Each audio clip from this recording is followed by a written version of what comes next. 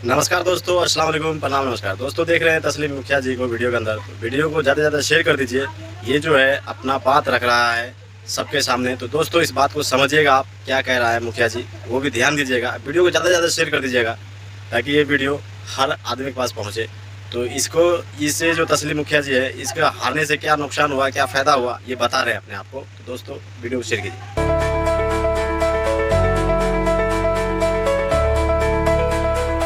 रखना चाहता है तो मैं पंचायत वासियों से, मैं अपने वोटरों से वादा करता हूं कि जहां तक हो सके हर संभव प्रयास करूंगा, जो मैं उनका सारा काम को पूरा करने का प्रयास करूंगा।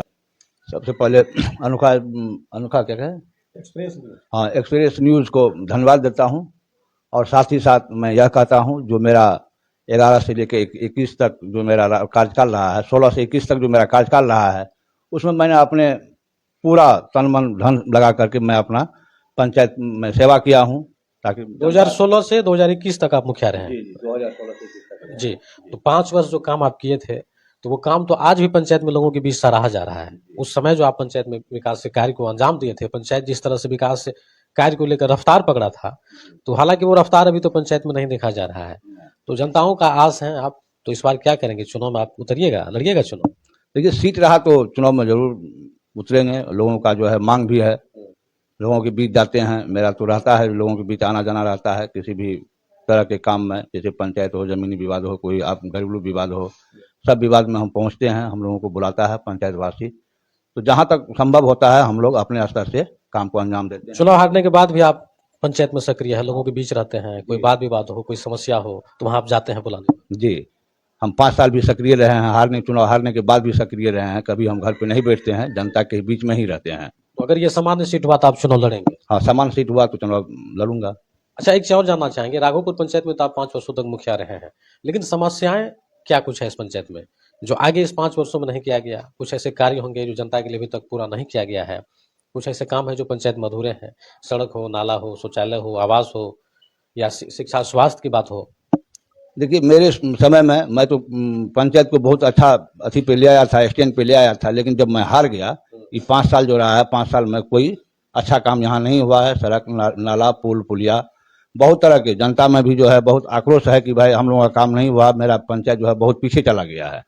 तो इसीलिए जनता का पुकार है, जो आप फिर से आइए, चाहे सीट जो हो आप आइए, हम लोग आपके साथ हैं। ग्राम पंचायत में बदलाव के लिए बिहार सरकार अनेकों योजना फंड देती है, सड़क बनाने के लिए, नाला का निर्माण करने के लिए, लेकिन जिस सड़क से होकर के आपके घर तक आए हैं, यहाँ भी देख रहे हैं सड़क का पीसीसी होना चाहिए था। ये सड़क अभी भी जर्जर स्थिति में है, तो ये सड़क बनना चाहिए था।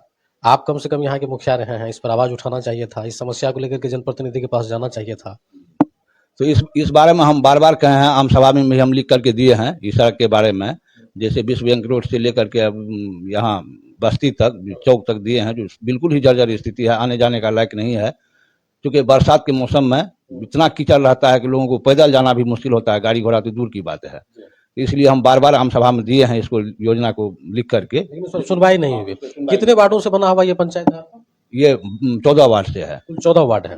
अच्छा, यहाँ पे पंचायत सरकार भवन बना हुआ है? नहीं बना हुआ है। सरकार भवन के लिए भी हम लोग कई बार दिए हैं, वीडियो साहब को, सीओ साहब को ला के जमीन दिखवाए हैं, लेकिन वहाँ जो है वो लोग पासे नहीं कर रहा है। बोलता है कि यहाँ ज़्यादा गड्ढा है, यहाँ गड्ढा वाला जमीन नहीं चाहिए, समतल वाला जमीन चाहिए। हम लोग कई बार प्रयास किए हैं। इस बार सरकार के द्वारा नए पीएम आवास योजना का भी लाभ हर पंचायत में लोगों को मिला है, आपके यहाँ? जी, मेरे यहाँ भी कहाँ मिला है।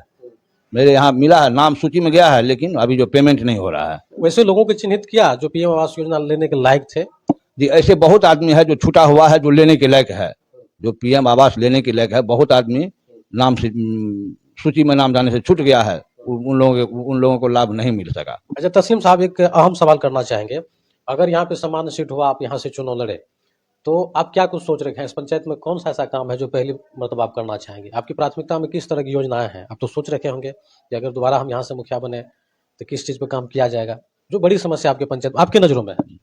मेरे यहाँ सबसे खराब स्थिति शिक्षा का है। मैं चाहूँगा कि शिक्षा को बेहतर बनावे, और चाहूँगा कि जहाँ सरकारी ज़मीन हो वहाँ चिन्हित करके चाहूँगा जो वहाँ केंद्र हो जाए, और एक तो उप स्वास्थ्य केंद्र भी मेरे यहाँ हो। क्योंकि लोगों को आना जाना पड़ता है राघोपुर से पहले कोई सिमराही, राघोपुर से पहले कोई यहाँ बेहतर इलाज के लिए कोई जगह ही नहीं है, तत्काल जो है उसका इलाज हो सके। आपके पंचायत की कितनी आबादी है? यहाँ पे मतदाता कितने? 8,500। 8,500 है। इतनी बड़ी आबादी है, इतने संख्या होने के बाद विकास आपका पंचायत कोसों दूर है, ऐसा लगता है आपको? जी जी, विकास कोसों दूर है, विकास हो ही नहीं रहा है।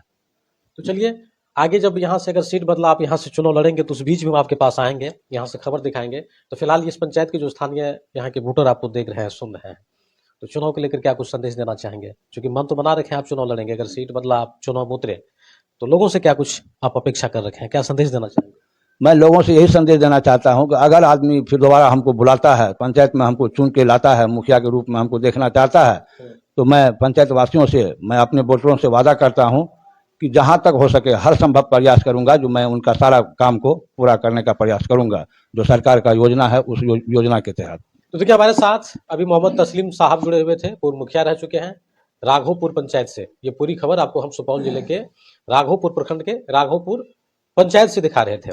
तो तस्लीम साहब ने इस पंचायत को लेकर जो अपने विचारें रखी, जो बात आप लोगों के बीच साझा किया, इस बार के चुनाव में ये फिर से उतरेंगे अगर सीट समान रहा तो मोहम्मद तस्लीम साहब को आप लोग अगर जानते हैं, इससे पिछले बार जब 5 वर्षों का इसका कार्यकाल था, उस समय जो इस पंचायत में बदलाव किया गया, जो परिवर्तन देखा गया, और अभी के समय में जो पंचायत में बहुत सारी ऐसी समस्याएं हैं, जो विकास से लोग कोसों दूर है, कई सरकार की जो कल्याणकारी योजनाएं हैं वो लोगों के घर तक नहीं पहुंच पाया, ऐसा मोहम्मद तस्लीम साहब का कहना है। इन पूरी बातचीत को लेकर आप लोग क्या कुछ सोच रहे हैं, और इस बार अगर तस्लीम साहब इस पंचायत से मुखिया पद से चुनाव लड़ा तो क्या आप लोग इनके समर्थन में खड़े रहेंगे या नहीं? आप लोग अपनी प्रतिक्रिया दीजिए। धन्यवाद।